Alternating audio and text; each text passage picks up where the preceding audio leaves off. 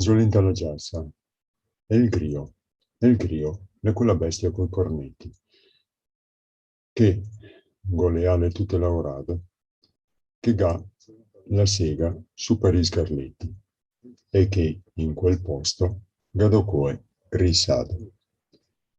In bocca mi non so, e il gado cosetti, che sei te ciapa, o Dio che morse gade.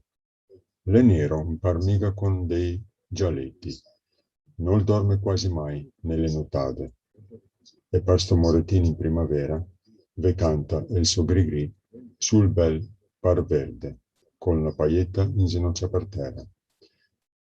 Che quel che delle ore attento il perde, perché, secondo me, lavo su Dio, che l'uomo sia l'amico pur del grio.